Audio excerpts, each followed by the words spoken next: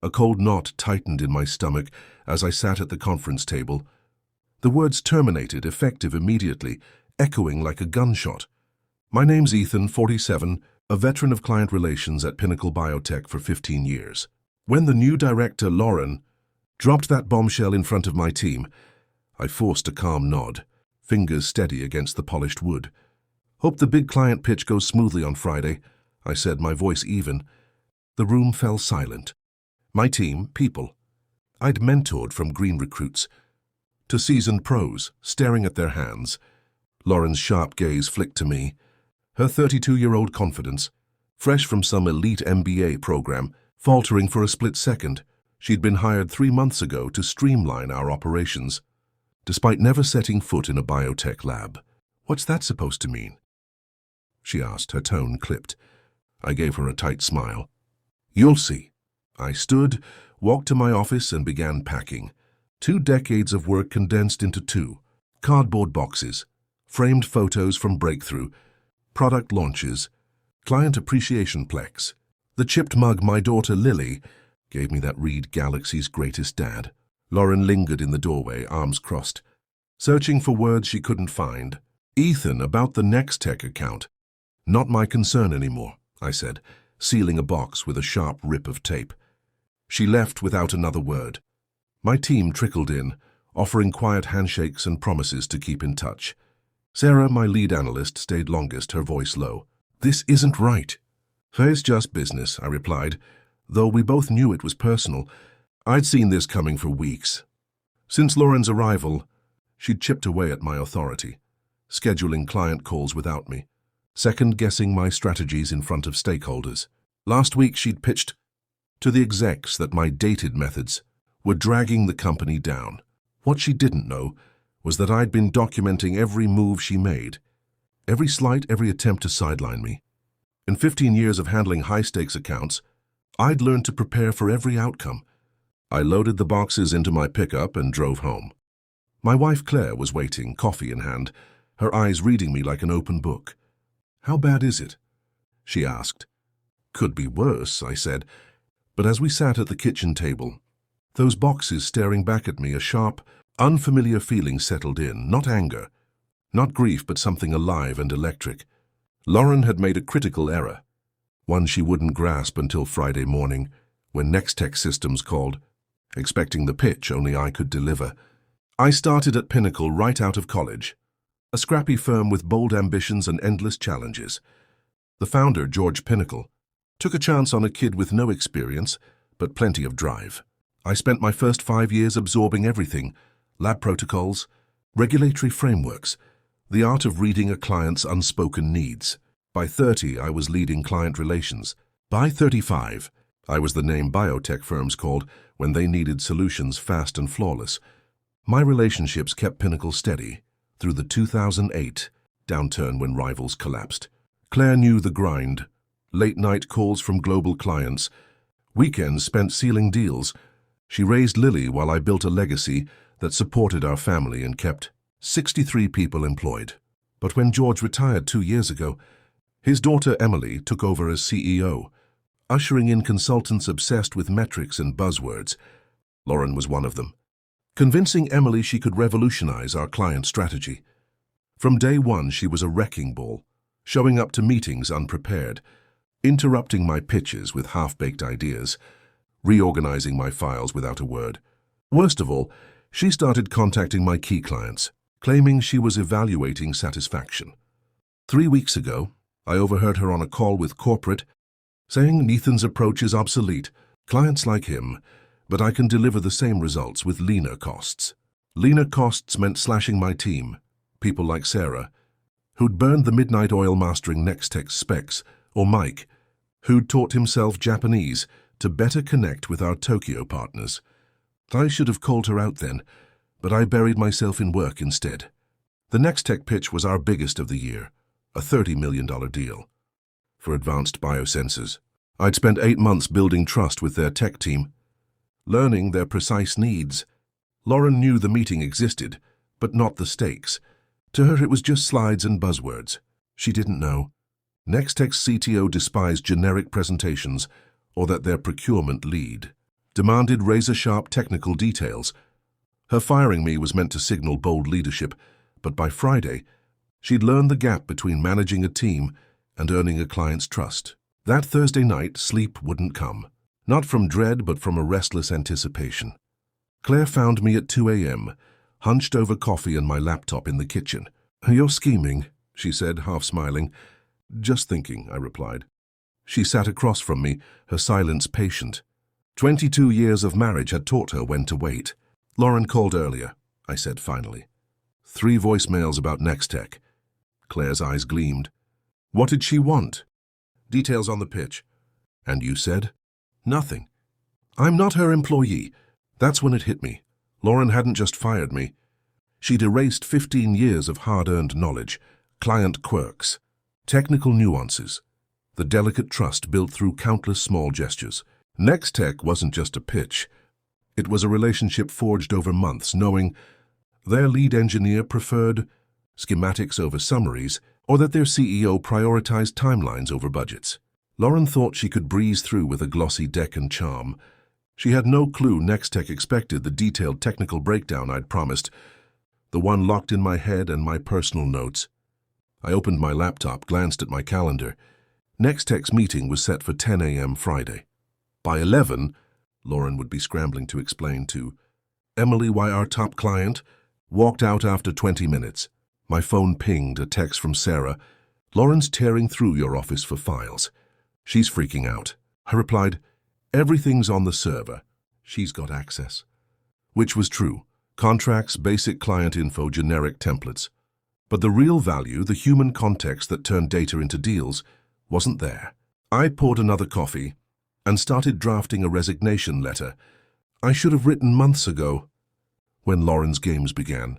Then I stopped, deleted it. Why make her life easier? Instead, I emailed contacts at rival biotech firms who'd courted me for years. By dawn, I had 3 interview requests and 1 firm offer. Claire found me at 6 a.m., dressed and ready. "Where to?" she asked. "Brewster's Coffee downtown. Good Wi-Fi, quiet for calls." She kissed my forehead. "Make them regret it." Friday morning, 9:47 a.m. I sat at Brewster's, stirring an espresso as my phone lit up. Lauren, I let it go to voicemail. She called again, then again 7 times, by 10:15. At 10:23, Sarah called. "Ethan, where are you? Nextech's here and Lauren's crashing. She can't find the specs they're asking for." "They're in the system," I said, swirling my coffee. "She says it's just basic info, nothing technical." I nearly grinned. "That's because the specs are in my notebook. The green one from my desk. The one I took home." A long pause. "They're asking for you by name. The CTO was excited about your sensor calibration plan. Wish I could help." By 10:45, Emily called, her voice tight. "Ethan, we need you here." "There's been a mix-up." "No mix-up. I was fired yesterday. Effective immediately," Lauren's words. "We can fix this. Name your price." "I'm unavailable." True enough. I had a phone interview with Horizon. Biotech at 2 p.m. Their VP had reached out after seeing my resume that morning. By 11:30, Sarah texted, "Nextech left." They gave Lauren 20 minutes to produce the promised specs. When she couldn't, they walked. At noon, Lauren called again. I picked up. "Ethan, you have to help. This is sabotage. This is consequences," I said. "You can't withhold company info." "What info?" "I took my personal notebooks bought with my own money. All company files are on the server." She hung up. 10 minutes later, security called asking for my notebooks. I pointed them to my contract. Personal property stays personal. At 1:30, Claire called laughing. Lily saw Lauren's LinkedIn post about bold new directions at Pinnacle. "She's spinning it. But 3 of your clients are asking where you went." Word spreads fast in biotech. By 3 p.m., after a stellar call with Horizon, I knew this wasn't sabotage. I hadn't schemed, I just walked away with what I'd built. Lauren's failure was her own, born of assuming she could replace experience with ambition. Saturday morning, Mike called from the Tokyo team. "Ethan, I should have told you sooner. Lauren's been digging into our international clients, asking about contract terms, pricing, renewals like she was fishing for dirt." My coffee went cold as he continued. "She asked for all my client emails. claiming it was for quality control. I told her they're in the CRM, but she wanted originals. The pieces clicked. Did you send them? No, but Ethan, I think she was building a case to paint you as mismanaging accounts. That explained her sudden interest in my methods, her probing questions. She wasn't learning. She was trying to erase me. What else? After Nextech tanked, she called an emergency meeting, accused you of withholding info to sink the company. Sarah shut her down, reminded everyone you'd offered to train Lauren when she started. She refused, said your methods were too old-fashioned.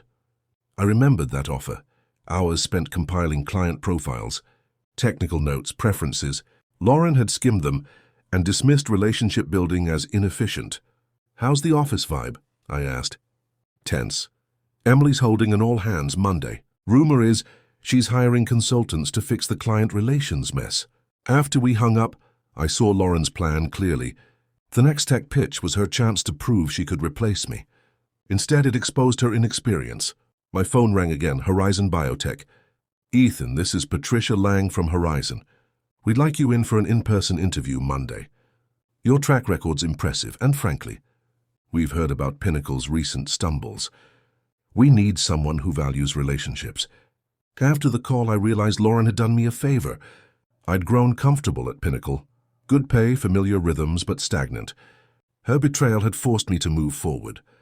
That afternoon, Claire found me in the garage, tinkering with tools I hadn't touched in months. Busy day? She asked.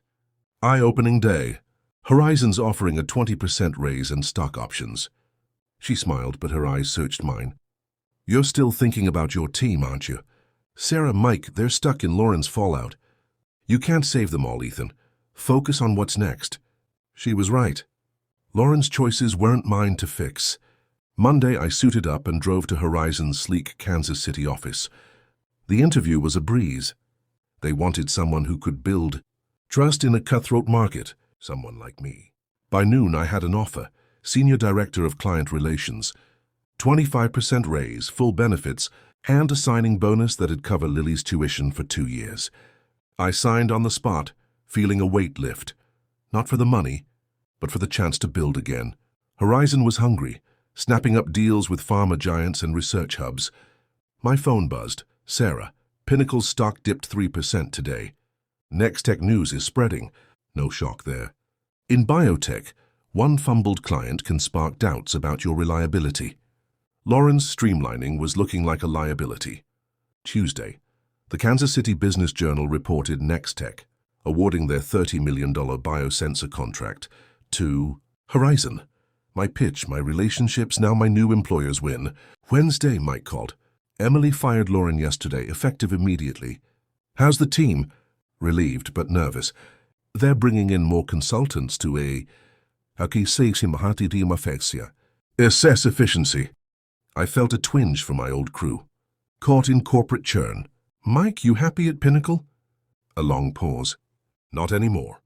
Horizon's hiring for international business development. Your skills would fit. Want an intro? You're serious. I start Monday. Let me know. Thursday, Patricia from Horizon called with a bold idea. Ethan, we're eyeing a new pharmaceutical consulting division. We need someone to lead it. Someone with deep connections and expertise. Know anyone? I thought of Sarah, her regulatory know-how, her ambition stifled by Lauren's promotions. I might.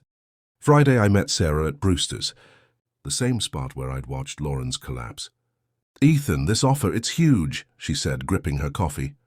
Horizon wants you to build their pharma consulting division. Full control, top pay, a chance to create something big. What about Mike? He's in, starts Monday, international business lead. She stared into her cup. Emily offered me your old job yesterday, head of client relations. You taking it? I was until this. She grinned, a spark I hadn't seen in years. When do I start? By week's end. Horizon had 3 new hires, me, Mike, and Sarah. Pinnacle would rebuild, but it'd take years. Lauren's ambition had cost her everything. While I'd found something better, a chance to start fresh, with a team I trusted, in a company that valued what I'd spent 15 years perfecting. Sometimes, the best way to win is to step aside and let others trip over their own mistakes.